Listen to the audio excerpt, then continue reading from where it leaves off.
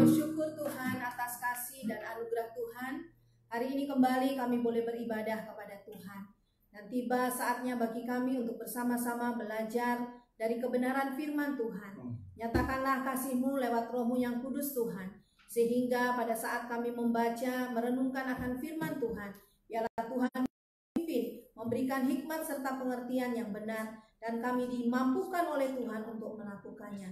Urapilah hamba-Mu, berkati kami semua. Di dalam nama Tuhan Yesus kami berdoa dan bersyukur. Amin. Ya, shalom, selamat pagi, jemaat yang dikasih Tuhan. Puji Tuhan kembali. Selamat hari Minggu bagi kita semua. Untuk keluarga-keluarga yang mengikuti ibadah di rumah, kita bersyukur kita boleh diberikan kesempatan untuk mendengarkan firman Tuhan pada pagi hari ini. Mari kita pasalnya yang ke-16. Markus pasalnya yang ke-16.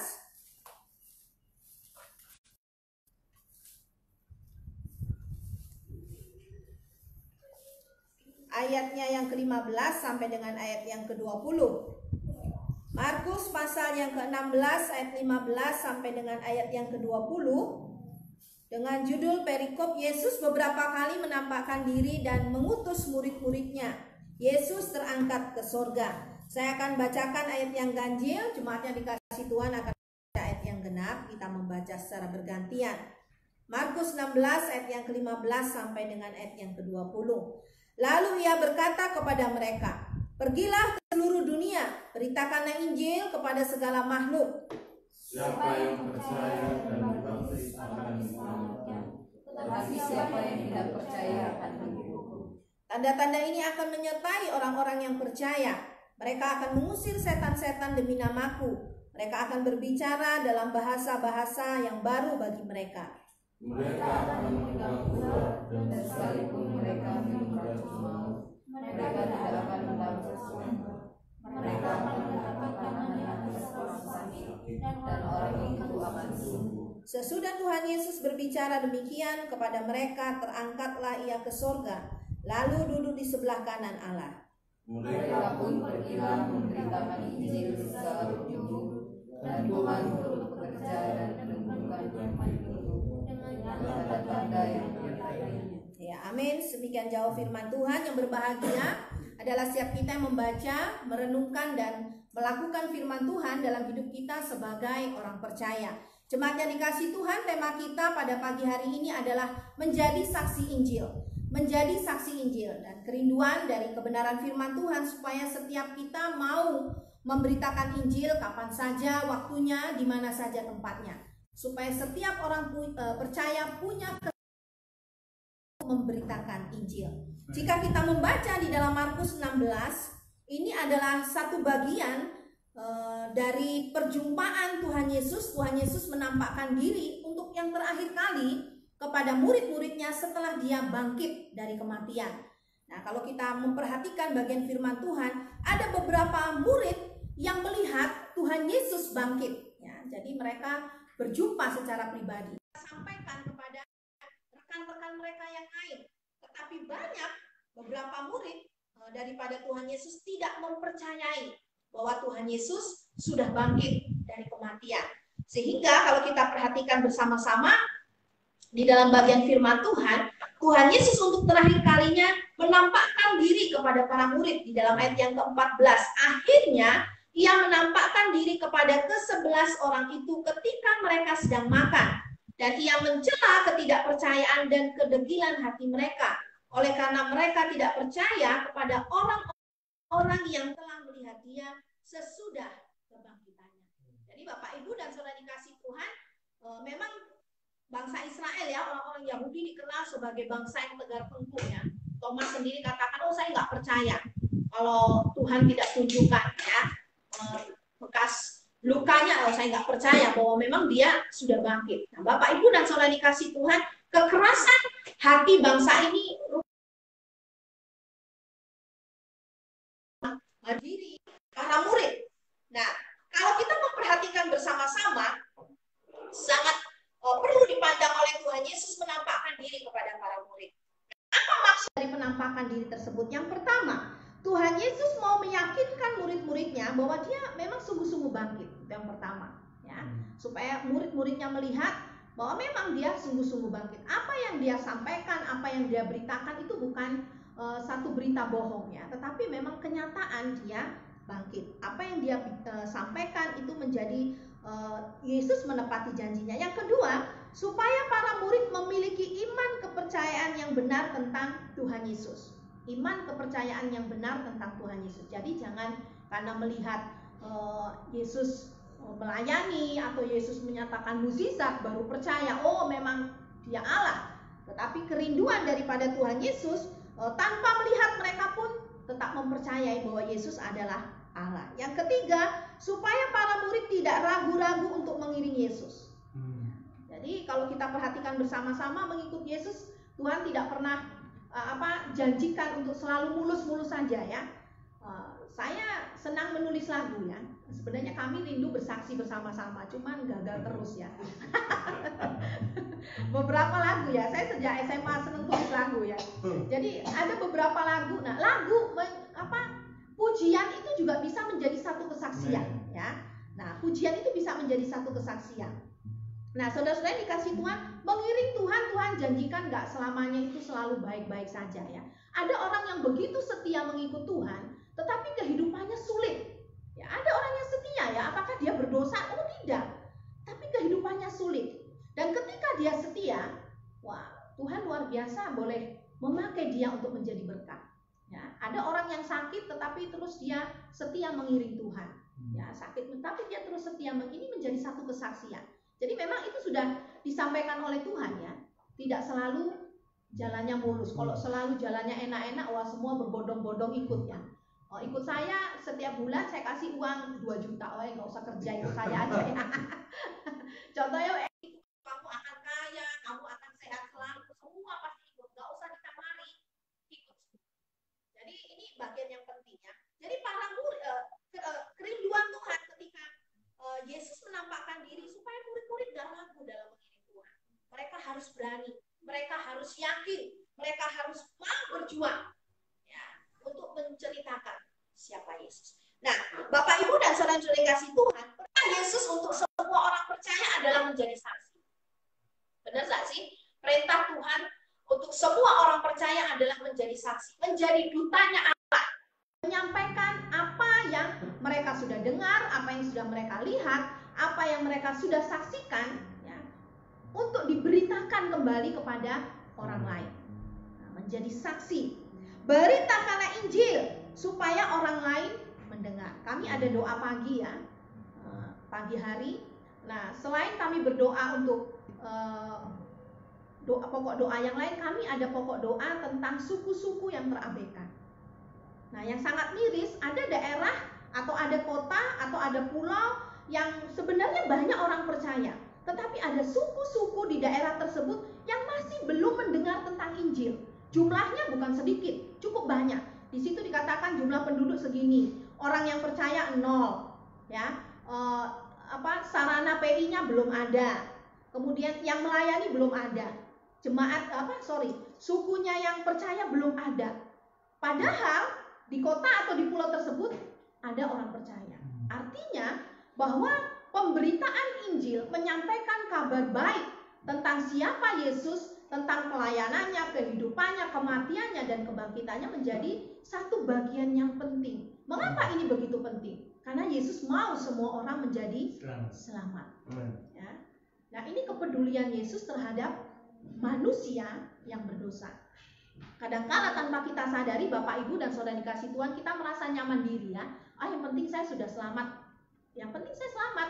Ya udah, itu kalau beritakan Injil, ya, sampaikan firman Tuhan itu tugasnya pendeta atau tugasnya para pengurus. Tapi rupanya tidak demikian.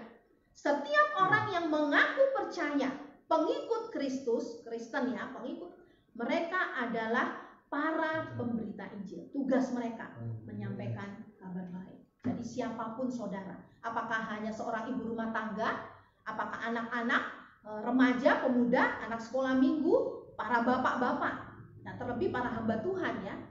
Sangat disayangkan jika hamba-hamba Tuhan kemudian yang sudah nyaman, ya sudahlah, itu tugasnya para orang yang PI, ya. Beritakan Injil. Sangat disayangkan juga kalau ada gereja-gereja yang sudah mapan, tetapi sibuk dengan dirinya sendiri, lupa untuk beritakan Injil. Saya salut dengan beberapa gereja ya, salah satunya GKI Gading Serpong, GKI Perniagaan ya. Gereja-gereja yang dipakai oleh Tuhan untuk membantu kami melayani orang-orang yang belum pernah terlayani. Salah satu pelayanannya adalah suku Sakai ya.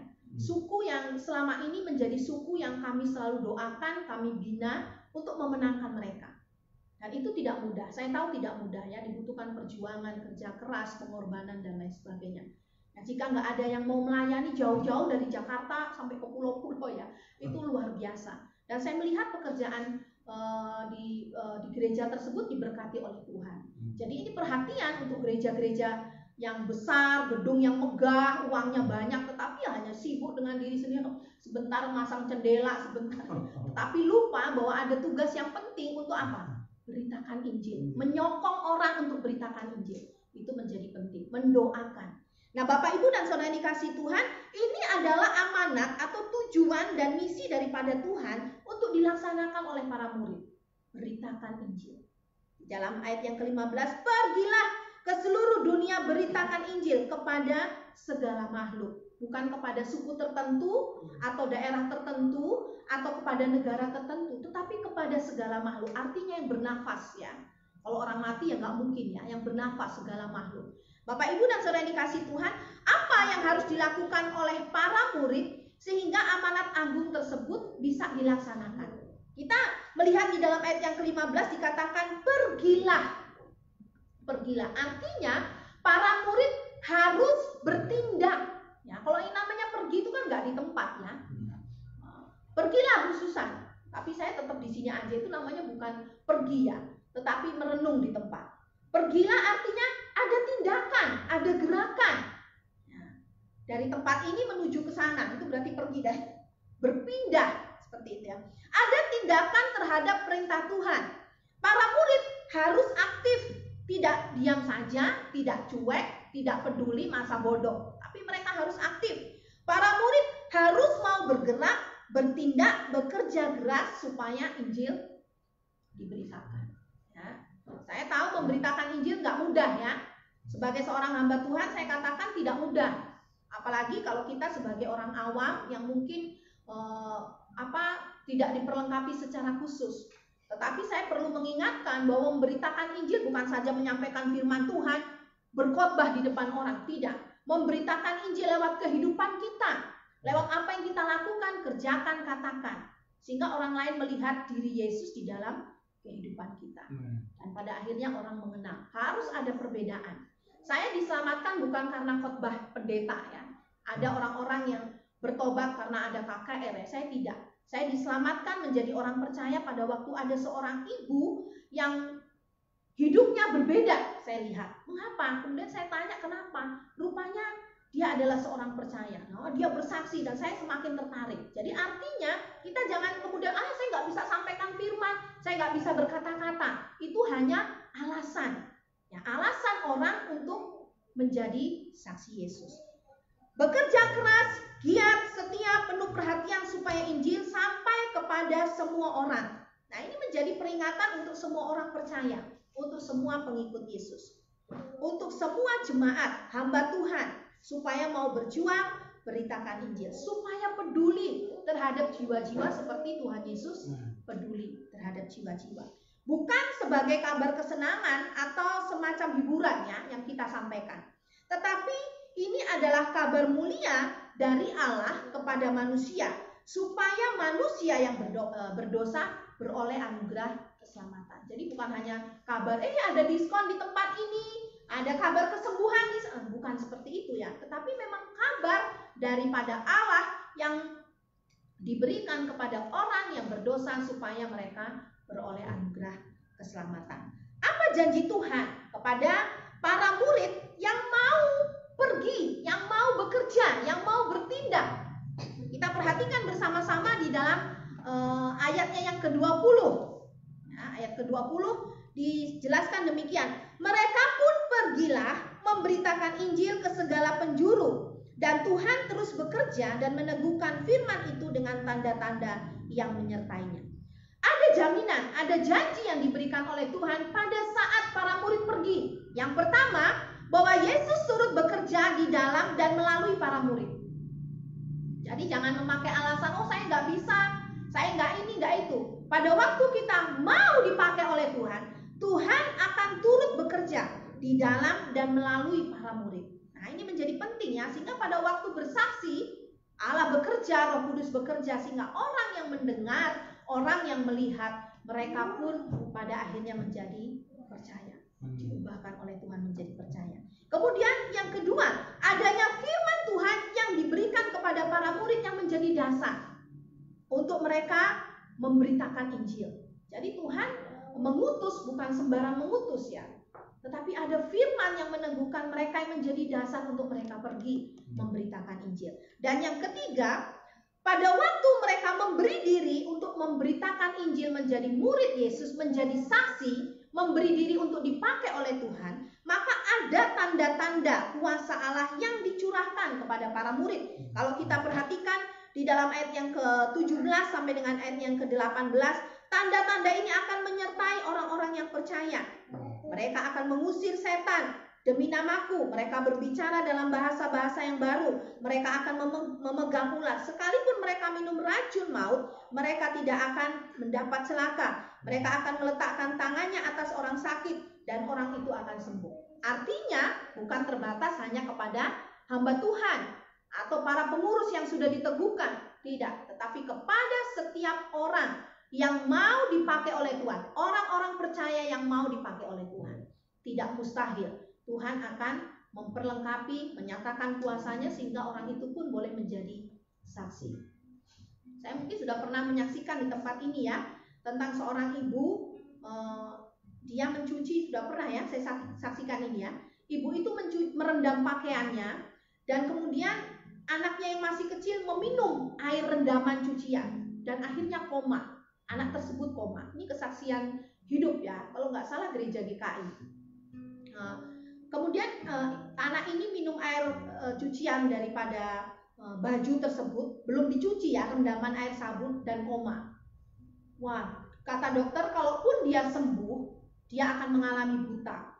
Jadi lumpuh total, dia buta.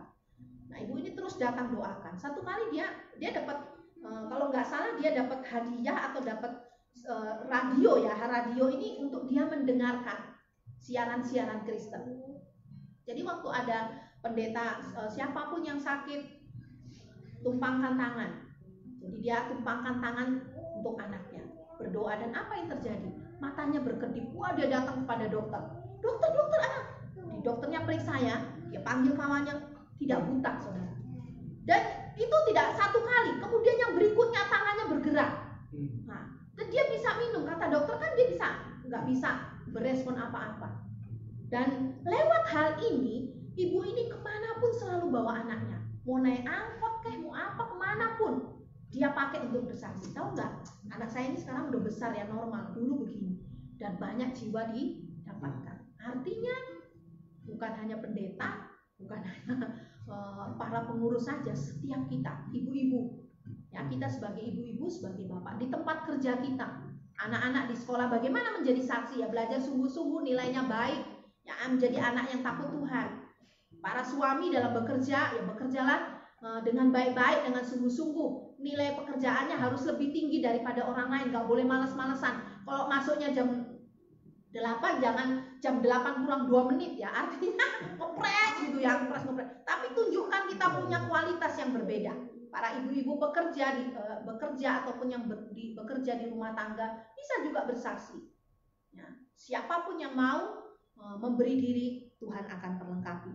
Nah, Bapak Ibu dan Saudara yang dikasihi Tuhan, kita perhatikan bersama-sama dari bagian firman Tuhan ini adalah tanda-tanda yang diberikan oleh Tuhan, jaminan yang diberikan oleh Tuhan.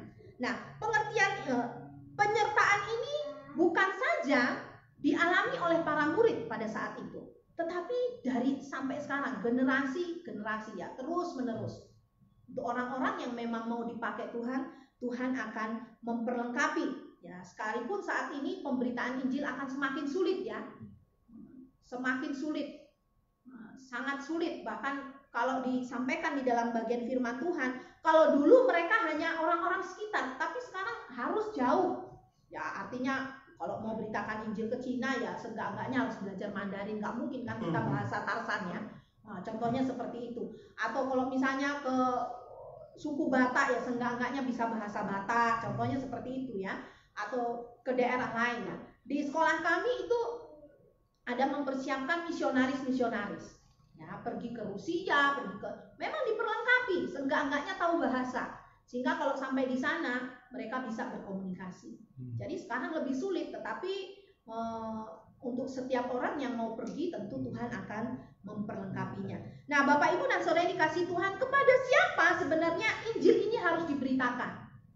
Nah, kalau kita memperhatikan di dalam bagian firman Tuhan, Injil pertama kali diberitakan hanya untuk orang-orang Israel, ya. Kabar baik hanya untuk domba-domba yang hilang di sekitaran orang Israel. Akan tetapi perintah ini menjadi luas. Kalau kita perhatikan di dalam ayat 15, pergilah ke seluruh dunia. Jadi bukan hanya ke daerahmu di Jawa contohnya ya. Pergilah ke Jawa, pergilah ke Medan, pergilah ke Bandung, tidak. Tetapi ke seluruh dunia. Beritakan Injil kepada segala makhluk. Nah, kalau zaman dulu hanya untuk orang-orang di sekitar mereka. Nah, perintah ini menjadi lebih luas. Sebelum Tuhan Yesus naik ke surga, Tuhan memerintahkan kepada para murid untuk menjadi saksi ke seluruh dunia.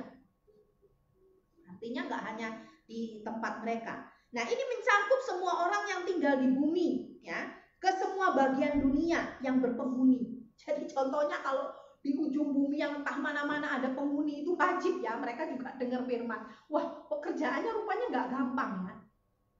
Saya menikah kemudian melayani di Riau ya, menuju ke daerah-daerah yang dalam-dalam itu rupanya masih ada yang paling dalam ya. Mungkin saya belum sampai ke dalam-dalam betul ya. Yang menurut saya sudah dalam, rupanya bukan sampai dalam betul. Nah, itu tugasnya orang percaya untuk apa? Pergi ke ujung-ujung bumi, pokoknya di mana ada manusia berpenghuni, wajib. Jadi ini pekerjaan yang besar. Saya nggak tahu Bu Sinta nanti ditempatkan Tuhan di mana melayani setelah sekolah ya. Wah, tugasnya berat ya. Pak Mika, saya Pak Anugrah ya, hamba Tuhan, para pengurus ya semuanya. Ya, pergi ke segala makhluk, kepada orang Yahudi maupun orang bukan Yahudi, kepada setiap orang yang mampu menerima, bahkan kepada segala makhluk. Sehingga sekarang dipakai sarana-sarana PI, contohnya lewat siaran radio, ya, lewat apa? Kalau nggak salah pernah kami dikirim mendengarkan firman Tuhan lewat radio ya. Jadi untuk orang yang tidak bisa membaca dia bisa dengar ya, dari Kejadian sampai dengan Wahyu. Nah seperti itu. Nah itu penting ya, sangat penting supaya orang bisa mendengar. Nah sekarang yang menjadi kepada siapa Injil diberitakan ya? Kepada semua orang. Nah apa yang harus diberitakan? Nah sekarang menjadi pertanyaannya, apa sih yang harus diberitakan? Saya mau memberitakan tentang apa? Nah Injil berbicara tentang kehidupan Yesus. Kehidupan Yesus ini dari dia kelahirannya, pelayanannya, pengabdiannya, kesetiaannya, ya, pengorbanannya, itu menjadi kehidupan Yesus. Kemudian kematian Yesus. Mengapa Yesus mati? Ya, apa yang menjadi misi Tuhan? Ya, Yesus mati oleh karena apa? Mengapa dia harus mati di kayu salib? Nah, ini menjadi menjadi berita atau menjadi bagian yang harus disampaikan. Kemudian kebangkitan Yesus. Jadi bukan menyampaikan tentang gereja saya, bukan menyampaikan tentang programnya, bukan menyampaikan tentang kebutuhan, tidak ya. Tetapi memberitakan Injil adalah menyampaikan tentang siapa Yesus, kehidupannya, kematiannya, kebangkitannya, supaya orang lain mengetahui, mendengar, bahkan mereka menjadi percaya, melihat misi Yesus itu seperti apa terhadap orang percaya. Nah Bapak Ibu dan Saudara dikasih Tuhan, kepedulian Yesus terhadap dunia ini harusnya juga menjadi bagian untuk kita orang percaya, menjadi pemberita Injil. Yesus begitu peduli ya terhadap orang-orang berdosa. Yesus mau supaya orang berdosa pun beroleh anugerah keselamatan. Tujuan orang percaya adalah mengajarkan, menyampaikan tentang makna dan tujuan Injil. Nah, itulah yang diharapkan oleh Yesus ya. Bukan untuk memperkaya diri sendiri, bukan untuk nyaman, saya sudah selamat, bukan untuk sibuk dengan diri sendiri ya, tetapi sampaikan apa yang menjadi makna dan tujuan daripada Injil. Nah, Bapak Ibu dan Saudara yang dikasihi Tuhan, apa yang harus kita lakukan sebagai orang percaya? Ya, bagaimana menjadi saksi Injil? Untuk kita secara pribadi, kita harus berani sampaikan. Baik itu lewat perkataan kita, sikap hidup kita. Kita harus memperlengkapi diri kita secara pribadi, mengenal Yesus dengan benar, sehingga kita mampu menyampaikan kepada orang lain. Kemudian yang berikutnya, bagaimana menjadi saksi Injil? Jika kita bergereja atau ada satu gereja, harus ada badan misi, di mana badan misi ini mengelola harta keuangan ya, ataupun mengutus orang untuk pergi memberitakan Injil, menyekolahkan jemaat untuk menjadi seorang hamba Tuhan. Contohnya seperti itu. Mengumpulkan dana untuk membantu misi di mana, itu menjadi program. Ya, itu beberapa cara untuk beritakan Injil seperti itu. Sehingga apa? Sehingga pemberitaan Injil ini bisa menjadi cepat tersebar, menjadi luas berkembang. Jika hanya orang-orang tertentu saja yang berjuang untuk beritakan Injil, maka Injil lama akan sampai kepada orang-orang lainnya. Saya tadi sampaikan bahwa saya di pulau, Pak Anugrah ajak saya ke dalam-dalam. Tapi rupanya masih ada yang paling dalam. Jadi artinya masih banyak daerah di Indonesia, nggak usah kita bicara luar negeri deh. Masih banyak daerah di Indonesia ini yang belum terjangkau oleh Injil. Dan tugas daripada kita orang percaya adalah harus siap menjadi pemberita Injil. Apapun keadaannya, bagaimanapun situasinya. Saya tahu tidak mudah ya. Tetapi setiap kita punya tanggung jawab untuk menjadi pemberita Injil. Menyampaikan tentang siapa Yesus. Pelayanannya, kehidupannya, kematiannya, bahkan juga kebangkitannya, misinya Yesus. Sehingga orang-orang yang berdosa, yang dikasihi, yang menjadi kepedulian Tuhan ini pun beroleh anugerah keselamatan. Bapak, Ibu, dan Saudara yang dikasihi Tuhan, dari bagian firman Tuhan ini kita mau belajar bersama-sama bahwa Allah merindukan para murid mereka punya keberanian untuk pergi memberitakan Injil, memperlengkapi diri untuk menyampaikan kabar baik. Mereka tidak boleh takut, tidak boleh ragu, karena Tuhan memberikan jaminan untuk menyertai, memberikan kuasa kepada mereka, seperti yang sudah dilakukan oleh Yesus. Dan pada waktu semua orang bergandengan tangan, bersatu hati, mendoakan, mendukung dana, mengutus orang, maka pemberitaan Injil pun akan menyebar dengan sangat cepat. Ya, kita tidak boleh kalah. Jangan bilang kalah satu langkah ya. Kita sudah kalah beribu-ribu langkah. Nah, contohnya seperti itu ya. Ada banyak orang yang punya strateginya luar biasa. Saya pernah ya ngobrol, saya Pak Anugrah dengan Pak Mika ya. Ada nggak sih di Indonesia ini satu tempat yang mungkin sekarang sudah mulai ada ya.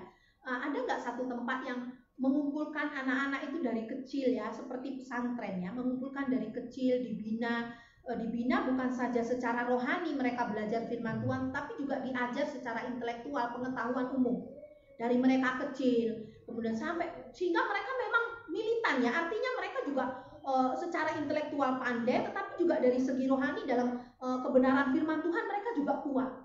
Ya, biasanya kalau sekolah-sekolah hamba Tuhan itu kan sudah lulus SMA ya, baru masuk, baru belajar ya. Tetapi ada nggak sih sekolah seperti itu ya?